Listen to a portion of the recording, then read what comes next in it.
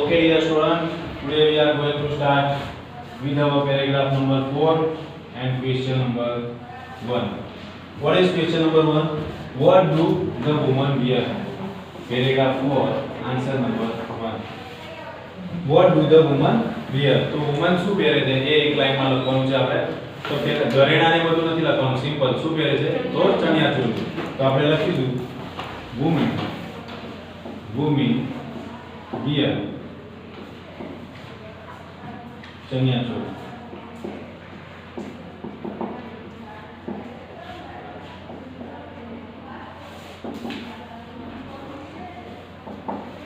Woman નું બહુવચન શું થાય? વુમિન. એ છે એની જગ્યાએ શું આવી જાય? ઈ આવી જાય. એના પછી second number, what do the men wear? હવે મેન શું વિયર પહેરે છે? તો આપણે ટ્રેડિશનલ ડ્રેસ છે શું છે તો કુર્તા પાયજામા પહેરે. અને બીજા નંબરમાં શું કરે? કમરે ત્યાં આગળ ઓઢણી બાંધે. તો લખીશું મેન વિયર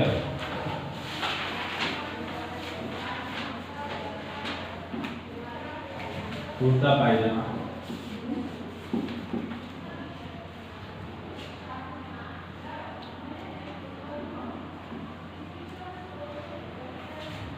એન્ડ ટાઈ એટલે કે બાંધે છે. ટાઈ એટલે શું થાય? બાંધવું. શું બાંધે છે? તો એન ઓઢણી.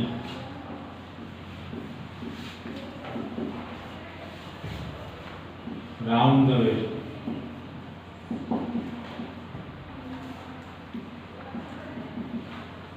એટલે કમરની વેસ્ટ એટલે કમરની ફરતે શું કરે છે તો ઓઢણી બાંધે છે. રાઉન્ડ એટલે ગોળ એટલે કમરની ગોળ ફરતે ઓઢણી બાંધે છે. એના પછી છે હવે જો આની અંદર બધું લખી શકાય. શું લખ્યું છે ક્વેશ્ચન નંબર 3 માં? which jewelry do women wear? એટલે કે વુમિન છે એ કઈ જ્વેલરી પહેરે છે તેની અંદર લખાય કે ભાઈ બેંગલ્સ એટલે કે બંગડી, પછી બ્રેસલેટ જે અહીંયા કાંડા ઉપર પહેરવાનું આવે ને તે, પછી છે એન્કલેટ્સ જેને આપણે શું કહીએ છીએ ઝાંઝર, એન્ડ આર્મલેટ્સ એટલે કે જે બાજુબંધ કહેવાય ને એને શું કહેવાય? આર્મલેટ્સ. બરોબર. આર આપણે સાઇલેન્ટ બોલીએ તો લખીશું આપણે આન્સર નંબર 3. જેને આપણે શું પેલા પોચી લખી જેવું કહીએ છે ને એને ઇંગ્લિશ ની અંદર શું કહેવાય? બ્રેસલેટ તમે કહી શકો છો. Okay. Women wear jewellery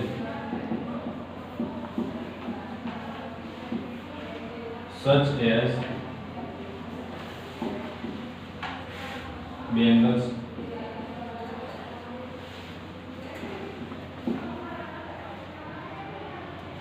bracelets,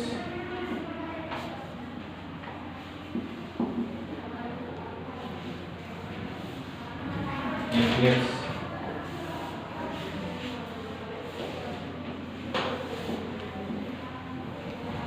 and armlets.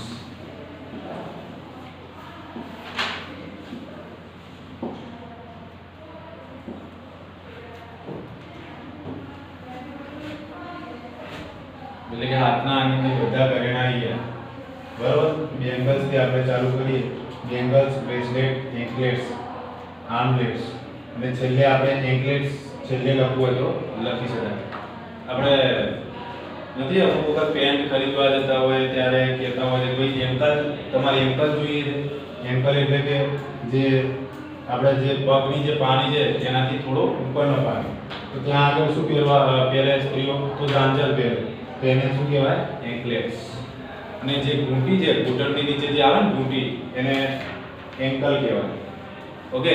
ત્યાં પહેરવામાં આવતી જે ઝાંઝર છે એને શું કહેવાય? એન્કલેટ્સ કહેવાય. એ જ રીતે આ બાજુબંધનું પણ એ જ રીતે છે. આર્મ એટલે કે ક્યાં પહેરાય છે? હાથમાં પહેરાય છે. આર્મલેટ્સ. એન્કલે પહેરાય છે તો એન્કલેટ્સ. બરોબર. હવે કેટલાક એમસીક્યુઝ છે. ચલો એમસીક્યુઝ જોઈએ. Man in woman here dash Gujarati attire. તો કેવો ગુજરાતી પોશાક છે? તો ટ્રેડિશનલ. સેકન્ડ નંબરનો ક્વેશ્ચન છોકરીઓને ખાસ આવડશે એવું લાગે છે. Chaniya choli is full of. શું હોય છે ચણિયાચોળીમાં? Option A embroidery and mirror work. પેલો એટલે ખ્યાલ હોય ને. Number 3 which word in the passage means eye catching? eye catching એટલે કે ઉડીને આંખે વળગે એવું. તેના માટે કયો શબ્દ છે? તો એટ્રેક્ટિવ એટલે આકર્ષક, જેને આપણે સાદી ભાષામાં શું કહીએ આંખે ઉડીને વળગે એવું. એના પછી yes 4 the dancers dance with different તો moves અને actions શું આવશે એક્શન એટલે કે અલગ અલગ પ્રકારની એક્શન થી એ લોકો ડાન્સ કરે છે. પેરેગ્રાફ નંબર 5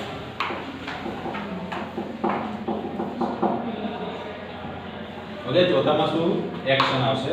એના પછી પેરેગ્રાફ નંબર 5 એમાં બે એમસીક્યુઝ છે તો એમસીક્યુ આપણે જોઈ લઈએ. ક્વેશ્ચન આન્સર છે ને એટલે લખવાની જરૂર નહીં પડે. Navratri is a festival of dash તો શું આવશે joy and friendship. Joy and friendship. Okay number 2 it will be the dash experience તો કેવો એક્સપિરિયન્સ છે આપણને લાસ્ટમાં ખબર પડે કે એક અનફોરગેટેબલ એક્સપિરિયન્સ કહેવાય. તેમાં ઓપ્શન આવશે બી એન અનફોરગેટેબલ. ટ્રુ ફોલ્સ આવડે એવા છે બરોબર એ આજના હોમવર્કમાં કરવાના છે.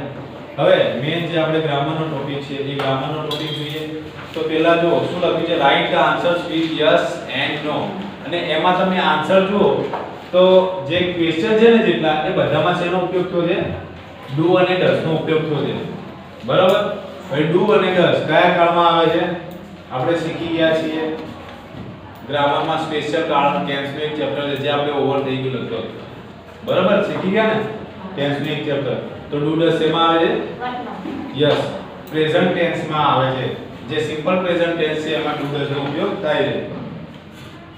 ઓકે તો આપણે સ્ટાર્ટ કરીએ ક્વેશ્ચન નંબર 3. એનો પહેલો ક્વેશ્ચન જોઈએ.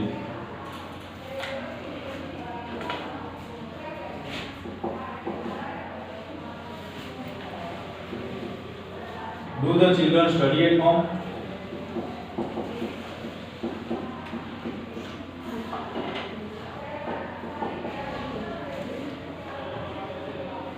તમારા માટેનો પ્રશ્ન છે. Do the children study at home? તો શું બાળકો ઘરે ભણે છે? તો જો યસ અને નો થી આપણે આન્સર આપવાનો છે. અને બીજી એક તમને ટ્રીક કહું કે ડુ થી જે ક્વેશ્ચન પૂછાય છે એમાં તો તમે જુઓ તો એમાં ક્યારે પણ આપણે એસ કે યસ લગાવવાનું આવતું નથી. પણ એક વાત યાદ રાખવાની કે ડઝ થી જો ક્વેશ્ચન પૂછાયો હોય અને તમારે યસ થી આન્સર આપવાનો હોય તો ક્રિયાપદની પાછળ શું લાગે છે એસ કે યસ પ્રત્યય લાગે છે. કારણ કે ડઝ કેમ લાગે does means third person singular. Does થી પ્રશ્ન પૂછાય એટલે શું સમજવાનું કે ત્રીજો પુરુષ એકવચન હોય તો જ ડઝ થી ક્વેશ્ચન પૂછાય. અને આપણો નિયમ એવું કહે છે કે ત્રીજો પુરુષ એકવચન હોય તો શું થાય છે ક્રિયાપદને શું થાય એસ કે યસ પ્રત્યય લાગે. એવું આપણે ગ્રામરની અંદર જનરલી શીખી ગયા. તો ચલો પહેલો ક્વેશ્ચન છે do the children study at home અને ફૂલ આન્સર આપવાનો છે. તો પહેલા તો યસ થી આપણે આન્સર આપીએ યસ પછી કોમા. હવે શું લખ્યું છે ધ ચિલ્ડ્રન લખેલું છે તો ધ ચિલ્ડ્રન એટલે બહુવચન કહેવાય. તો બહુવચન હોય આને આપણે શું કહીએ છીએ સિમ્પલી સબ્જેક્ટ કહીએ છીએ. સબ્જેક્ટ એટલે શું થશે કર્તા. હવે કર્તા જોવાનું બહુવચન છે તો કર્તા બહુવચનમાં હોય તો આપણે શું લખીએ છીએ અહીંયા આગળ ધે. યસ ધે પછી પાછળનું એમ લખી દેવાનું yes they study at home.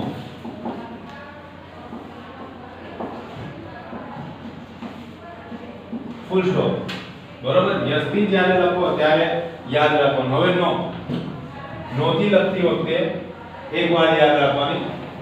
ચલો જોઈ લો હવે પછી લખજો જેને લખવાનું બાકી હોય. જો નો થી કઈ રીતે બનશે પહેલા નો તો લખી દીધું નો પછી નો થી બનાવતી વખતે અહીંયા ધે લખ્યું છે તો ધે નો ધે લખીશું નો ધે પછી ડુ છે તો ડુ નું નકાર કરી દેવાનું તો શું થઈ જશે don't. No they don't study. અમે એક્ઝામ્પલમાં જોઈએ શોર્ટ ફોર્મ વાપરેલું છે યસ તો આપણે શોર્ટ ફોર્મ નો જ ઉપયોગ કરીશું no they don't study at home. થઈ ગયું એકદમ ઈઝી. તો યાદ રાખવાનું કે જ્યારે તમે નકાર બનાવો છો ત્યારે તો પહેલા શું લખી દેવાનું સબ્જેક્ટ લખવાનું પ્લસ અહીંયા ડોન્ટ અથવા તો ડઝન્ટ. આ બેમાંથી એક આટલો ક્રમ યાદ રાખવાનો તમારે. ક્યારે જ્યારે નકાર બનાવવાનો થાય ત્યારે. અને પછી પાછળનો જે ક્રમ છે જે આવતો એ પ્રમાણે લખી દેવાનો એટલે તમને ખ્યાલ આવી જાય. હવે બીજું એક એક્ઝામ્પલ લઈએ. Does Meera write poems? તો જો સેકન્ડ નંબર, ડઝ મીરા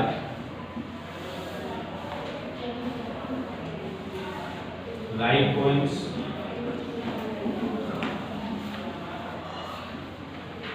પ્રશ્ન પૂછ્યો છે. જો અહીંયા શું લખ્યું છે? ડઝ લખ્યું છે. ડઝ લખ્યું મતલબ થર્ડ પર્સન સિંગ્યુલર, ત્રીજો પુરુષ એકવચન છે એવું આપણે સમજી લેવાનું.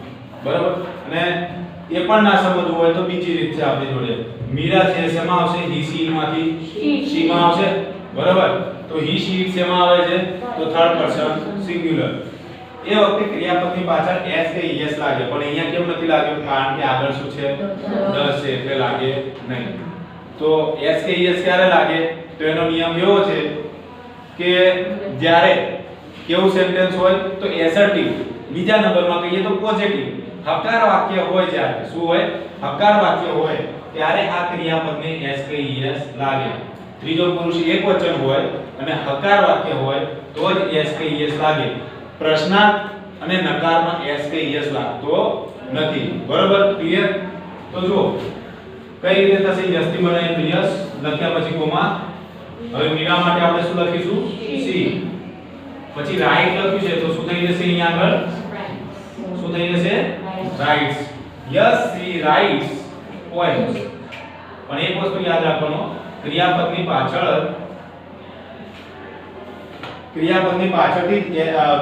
પાછળ જ એસ કે ઈએસ લગાવવાનું, અને કાઢો તો ક્રિયાપદનો જ કાઢજો, બીજે ક્યાંયથી એસ કે ઈએસ કાઢવાનો નહીં. બરાબર? ક્લિયર? હવે આપણે આ જ નો થી બનાવવું છે તો કઈ રીતે બનશે? નો સી પછી ડઝ નું શું થઈ જશે? ડઝન્ટ. પછી શું થઈ જશે? રાઈટ. પાછળ એસ આવશે. બરાબર? નો સી ડઝન્ટ રાઇટ પોએમ્સ. પાછળ એસ કે યસ આવશે નહીં. ક્યારે આવે?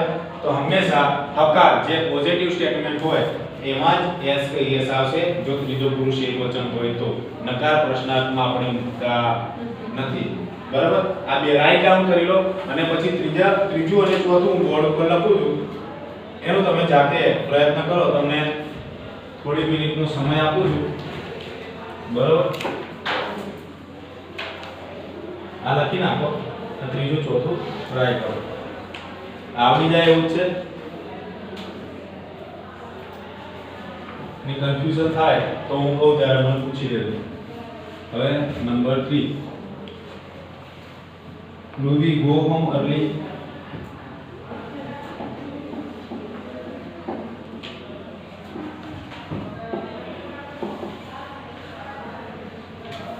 એક યસ એક નો, એના પછી number 4, do they sell books?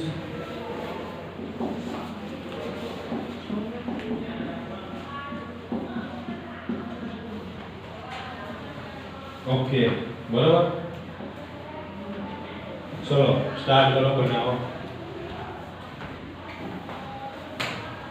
તકલીફ પડે તો પૂછજો.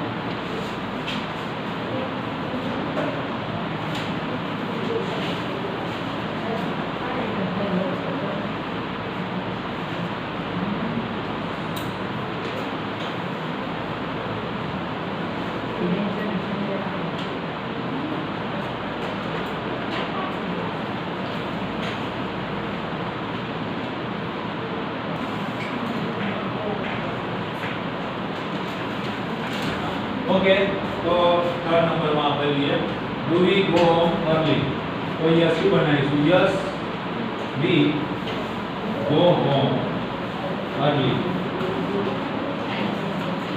અને નોથી બનાવીશું નો વી પછી ડુ નું શું થઈ જશે ડોન્ટ પછી આવશે ક્રિયાપદ ગો હોમ अर्ली એ જ રીતે અહીં આગળ આપણ ડૂથી છે યસ they sell books નોથી બનાવી તો નો they don't sell books હવે એક વસ્તુ યાદ રાખો ચલો આપણે સ્ટ્રક્ચર એક વખત જોઈ લઈએ તો જ્યારે તમારે હકાર બનાવવો હોય હકાર ત્યારે પહેલા શું આવશે સબ્જેક્ટ આવશે પછી બી એટલે કે ક્રિયાપદ આવશે અને પછી ઓબ્જેક્ટ અથવા તો અધર વર્ડ એટલે અન્ય શબ્દો આવશે શેમાં આવશે આ તો પોઝિટિવ સ્ટેટમેન્ટમાં આવશે જ્યારે નેગેટિવ બનાવીએ છીએ આપણે તો નેગેટિવ સ્ટેટમેન્ટમાં શું આવે છે તો સબ્જેક્ટ આવે પછી ડોન્ટ અથવા તો ડઝન્ટ આવે આ વાક્ય રચના છે આપણી વાક્ય રચના આ રીતે બને આ રીતે સ્ટેપ બાય સ્ટેપ તમે વાક્ય રચના બનાવશો ને તો આ વાક્ય રચના ક્યારેય ખોટી નહીં પડે તો જો સબ્જેક્ટ પછી ડોન્ટ અથવા ડઝન્ટ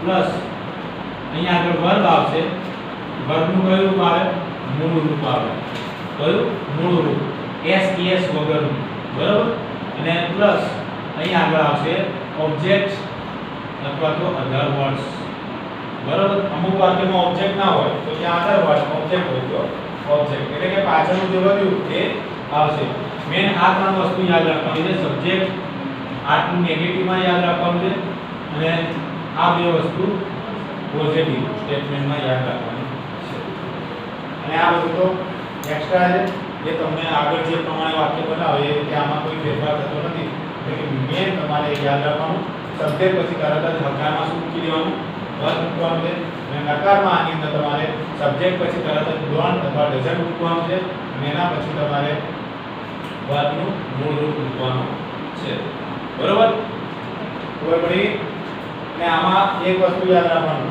આમાં જો થર્ડ પર્સન સિંગ્યુલર હોય તો એસ વાળું રૂપ તમારે મૂકવું પડે હવે નેક્સ્ટ ક્વેશ્ચન આપણે જોઈએ તો જો હું એક ક્વેશ્ચન કરાવું છું 8મા નંબરનો ક્વેશ્ચન કરાવું છું 10 મિસ્ટર જોશી વાળો ઓકે અને બાકીના જે છે એ તમારે હોમવર્કમાં કરી લાવવાના રહેશે તો 8મા નંબરનો ક્વેશ્ચન આપણે જોઈ લઈએ જે વિદ્યાર્થીઓ ટ્રાય ના કર્યો એ વખત ટ્રાય કરી શકે ચલો ભાઈ 8મા નંબરનો 10 mister Joshi Mr. Joshi teach humans question mark તો હવે અહીંયા આગળ આપણને ખબર છે કે 10 લાગ્યો એનો મતલબ થર્ડ પર્સન સિંગ્યુલર જોઈ લો ક્વેશ્ચન તો આપેલો છે તમારે શું આ બધી માહિતી લખવાની જરૂર નથી અહીંયા આગળ કોઈ ધ્યાન રાખજો મિસ્ટર જોશી શેમાં આવશે હી સી માંથી બરાબર ઈમાં આવશે એનો મતલબ શું થયો થર્ડ પર્સન સિંગ્યુલર હવે જે લોકોને નથી ખબર ભૂલી ગયા હોય એ સ્ટેપમાં જતા રહીએ આપણે તો જો એકવચન બહુવચન બરાબર પ્રથમ પુરુષ દ્વિતીય એટલે કે બીજો અને ત્રીજો પુરુષ જેને આપણે થર્ડ પર્સન કહીએ ઇંગ્લિશમાં એકવચનને કહેવાય સિંગ્યુલર અને પ્લુરલને શું કહેવાય બહુવચન તો એકવચનમાં શું આવે આઈ બહુવચન એનું વી થઈ જાય અને યુ બંનેમાં સેમ રહેશે એક વ્યક્તિને પણ આપણે યુ કહી શકીએ બે હોય તો પણ આપણે યુ તરીકે સંબોધી શકીએ થર્ડ પર્સન સિંગ્યુલર એટલે કે ત્રીજો પુરુષ એકવચન એની અંદર કોનો સમાવેશ થાય હી શી ઇટ બરાબર અથવા કોઈનું નામ એકવચનમાં હોય તો ટૂંકમાં હી શી ઇટ નો સમાવેશ થર્ડ પર્સન સિંગ્યુલરમાં થાય છે આ ત્રણમાંથી કોઈ એક હોય તો ક્રિયાપદને આપણે યસ કે એસ લગાવીએ છીએ આમાં આપણે ક્રિયાપદમાં કોઈ પણ પ્રકારનો ફેરફાર કરતા નથી બરાબર યાદ રહ્યું તો આ આઈ પ્રથમ પુરુષ એકવચન બી પ્રથમ પુરુષ બહુવચન અને યુ એકવચન અને બહુવચન બંનેમાં આવે છે પણ આમાં કન્ફ્યુઝ થવાની જરૂર નથી યુ માં હંમેશા કયું ફોર્મ લાગે બહુવચનનું જ ફોર્મ લાગે બરાબર ખ્યાલ આવી ગયો r લાગતો હોય જો v અહીંયા બહુવચનમાં v જોડે r લાગતો હોય તો u ની જોડે પણ શું લાગે r જ લાગે ખબર પડી ગઈ આમાં વર લાગતો હોય તો આમાં પણ વર જ લાગે ખબર પડી આમાં હેવ લાગતો હોય તો આમાં પણ શું લાગે હેવર એટલે કે u શું કરે છે હંમેશા ભલે વપરાય બંનેમાં પણ એમાં રૂપ કયું લાગશે તો હંમેશા બહુવચનનું રૂપ લાગે બરોબર એક વચનનું રૂપ કોઈ દિવસ લાગે નહીં u એટલે ખબર પડી ગઈ ક્લિયર થઈ ગયું આપણે એસબીઆઈ બોલી ગયો બરોબર ભૂલીના બધા એકવાર રોકથામના લીધે બધા થોડું ભૂલી ગયો તો આપણે એસબીઆઈ માં ગયા હવે પાછા આપણે આવી જઈએ આપણી મેન જગ્યાએ okay does Mr. Joshi teach you math એટલે શું કહે છે કે મિસ્ટર જોશી તમને મેથ્સ ભણાવે છે તો યસથી જવાબ આપીએ તો આપણે શું કહીએ છીએ કે હા મિસ્ટર જોશી અમને મેથ્સ ભણાવે છે તમે શું જવાબ આપો હા મિસ્ટર જોશી અમને મેથ્સ ભણાવે છે અને ના થી જવાબ આપો તો તમે શું કહો ના મિસ્ટર જોશી અમને મેથ્સ ભણાવતા નથી હું તમને પ્રશ્ન પૂછું કે મિસ્ટર જોશી તમને મેથ્સ ભણાવે છે તો તમે હા થી જવાબ આપો તો તમે મને શું જવાબ આપશો કે હા અમને ભણાવે છે અને ના થી તમે જવાબ આપો તમે મને શું જવાબ આપશો ના અમને ભણાવતા નથી તો અમને એના માટે કયો શબ્દ છે તો અસ આ શબ્દ છે અસ એટલે શું થાય અમને ઓકે તો યસ થી બનાવીએ તો યસ મિસ્ટર જોશી માટે વપરાશે હી યસ હી ટીચ નું શું થઈ જશે કેમ કારણ કે અહીંયા હી છે તો હી ની જોડે કયું રૂપ આવે એસ એસ વાળું રૂપ આવશે તો યસ હી ટીચીસ પછી યુ છે એનું શું થઈ જશે અસ મેથ્સ હવે આપણે જોઈએ આપણું વાક્ય સાચું છે તો જો પહેલા સબ્જેક્ટ આવવો જોઈએ યસ પછી તો સબ્જેક્ટ આવી ગયો પછી વર્બ આવવો જોઈએ તો વર્બ આવી ગયો બરાબર અને પછી ઓબ્જેક્ટ પણ આવી ગયો અને અધર વર્ડ્સ પણ આવી ગયા એનો મતલબ આપણું આ સેન્ટેન્સ કેવું થાય કરેક્ટ થાય હવે નોંધી બનાવીએ તો આ સ્ટ્રક્ચરને યાદ રાખીએ સબ્જેક્ટ કોણ છે તો હી તો અહીંયા લખી નાખો હી એટલે નો લખવું પડશે નો પછી શું આવશે સબ્જેક્ટ કોણ છે તો હી મિસ્ટર જોશી એના માટે આપણે હી વાપર્યું ને એટલે સબ્જેક્ટ કોણ થાય હી પછી ડોન્ટ અને ડઝન્ટ માંથી શું આવશે ડઝન્ટ નો હી ડઝન્ટ પછી ટીચી શું થઈ જશે ટીચ અસ મેથ્સ ક્લિયર બાકીના જે વધ્યા એ મારા તરફથી હોમવર્કમાં લખી નાખો આટલું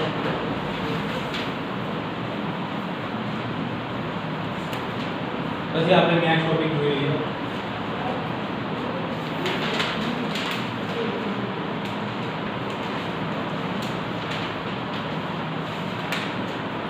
હવે પછી મોસ્ટલી બધું ગ્રામર જ આવશે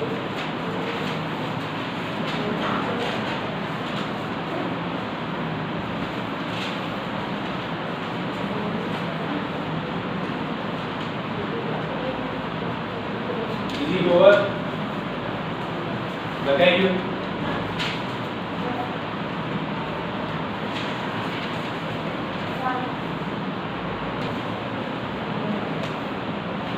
ઓકે પેજ નંબર 43 પર આવી જાઓ એમાં શું કરવાનું છે ફોર્મ ધ ક્વેશ્ચન પહેલા ક્વેશ્ચન બનાવવાનો છે પછી યસ નો માં આન્સર લખવાનો છે અત્યાર સુધી આપણે શું કર્યું કે ક્વેશ્ચન આપણને આપેલો જ હતો ને ખાલી યસ નો માં જ આપણે આન્સર લખતા હતા હવે આપણે ક્વેશ્ચન પણ બનાવવાનો છે અને યસ નો માં આપણે આન્સર લખવાનો છે ચલો આપણે પહેલા નંબરનો ક્વેશ્ચન છે તમે જો તારક વિઝિટ્સ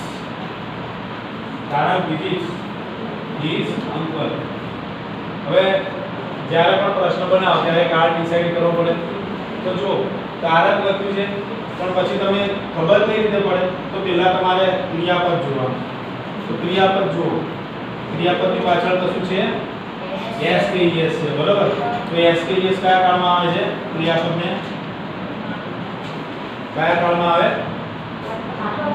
બરાબર ને સિમ્પલ પ્રેઝન્ટ તો આપણે ક્વેશ્ચન બનાવવાનો છે ક્વેશ્ચન નંબર 4 નો answer number 1 Tarak visits his uncle okay ચલો ક્વેશ્ચન લખી નાખું question Tarak visits his uncle હવે કોઈ કહે છે આમાં ઓબ્જેક્ટ કોણ છે જો ક્રિયાપદ છે એને પ્રશ્ન પૂછો શેનાથી વૃત્તિ પ્રશ્ન પૂછો એટલે કે કોણથી પ્રશ્ન પૂછો તો તમને શું મળી જાય સબ્જેક્ટ મળી જાય શું અને કોણથી પ્રશ્ન પૂછો બરોબર તો તમને શું મળી જાય ઓબ્જેક્ટ મળી જાય તો બીજી કોણ વિઝિટ કરે છે તો તારક શું કહેવાય સબ્જેક્ટ કહેવાય અને કોને વિઝિટ કરે છે તારક એટલે કે કોને મળે છે તો શું જવાબ આવે હીઝ અંકલ તો એના અંકલ જે છે એ શેમાં આવે તો ઓબ્જેક્ટમાં આવે બરોબર હવે આના અંકલ માટે કદાચ આપણે કોઈ આપણે કર્મ લેવું હોય તો એના માટે આપણે શું લઈ શકીએ હીઝ અંકલ છે તો એના માટે આપણે હિમ કહી શકીએ બરોબર તો આપણે શું કરવાનું છે ફક્ત ને ફક્ત ક્વેશ્ચન બનાવવાનો છે તો પહેલા આપણે ક્વેશ્ચન બનાવીશું Tarak visits his uncle okay આમાં આપણે એનું રૂપ મૂકવાનું નથી પ્રોનાઉન મૂકવાનું નથી જેમ છે એઝ ઇટ ઇઝ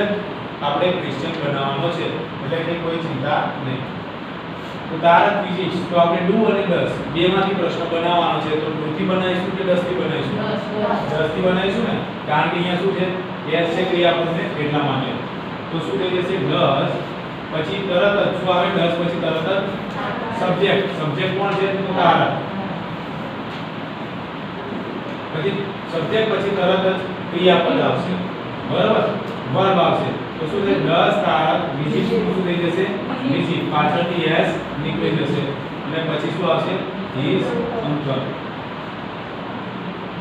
ક્વેશ્ચન અને પછી શું કરવાનું છે યસ અને નો થી બનાવવાનું છે પણ આપણે ટૂંકમાં આન્સર બનાવવાનો કઈ રીતે ટૂંકમાં તો યસ તારક માટે શું પાછળ શું મૂકી દેવાનું નો થી બનાવીએ તો નો બરોબર ક્લિયર એ જ રીતે સેકન્ડ નંબર છે ધ ચિલ્ડ્રન પ્લે ચેસ બરોબર ચલો એનો આન્સર લખી દઉં છું direct the children play chess આ લખાઈ જાય એટલે એક વખત જોઈ લો કે કઈ રીતે આપણે આનો આન્સર બનાવી શકીએ ધ ચિલ્ડ્રન પ્લે ચેસ જો અંદર આપેલું છે ધ ચિલ્ડ્રન છે એટલે બહુવચન છે તો બહુવચન છે તો ડુ ડસ બંનેમાંથી આપણે શેનો ઉપયોગ કરીશું ડુ નો ઉપયોગ કરીશું તો આપણે પહેલા વાક્યની શરૂઆતમાં શું મૂકવું પડે પ્રશ્નાર્થ ચિહ્ન બનાવવા માટે તો પ્રશ્ન વાક્ય બનાવવા માટે આપણે ડુ નો ઉપયોગ કરીશું ડુ પછી શું લખીશું ધ ચિલ્ડ્રન પછી શું લખીને પ્લે ચેસ પછી ક્વેશ્ચન માર્ક અને હવે આપણે યસ થી બનાવીએ તો શું થઈ જશે યસ ચિલ્ડ્રન છે બહુવચન છે તો શું મૂકીશું અહીંયા આગળ શું મૂકીશું દે યસ દે નો થી બનાવીએ તો નો દે ડોન્ટ બરાબર ડુ નખા ડોન્ટ બરાબર આ બે લખી નાખો પછી ત્રીજાનો પ્રયત્ન કરો સંજય કેચીસ ધ બોલ પછી હું તમને પૂછું છું ચલો ત્રીજાનો બનાવવાનો પ્રયત્ન કરો સંજય કેચીસ ધ બોલ આ જ રીતે